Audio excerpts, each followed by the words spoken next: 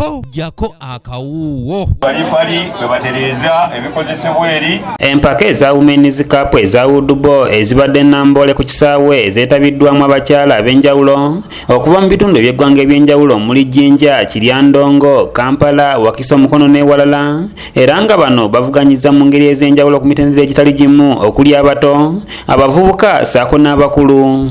Bagenza okumaliriza nga abawangudde kuliko Nakawesi Sara afunye zaabu mu bavubuka n'addirirwa Nabwire Aneti ate Namuleme Mento n'akwata kyokusatu. Ate mu bato Nagudi Sharoni awangudde gold n'addirirwa Namirembe Patricia ne Feza ate Namirembe Rebecca n'akwata ekyokusatu.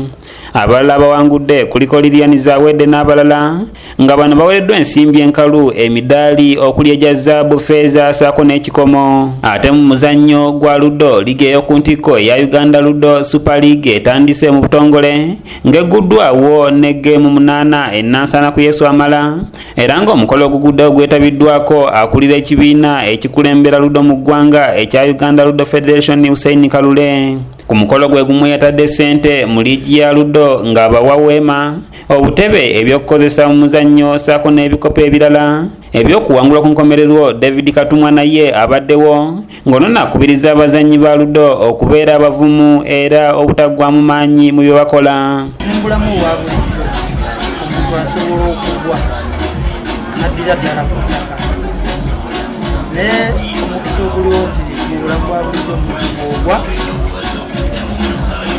wabaawo ebikulu bibiri.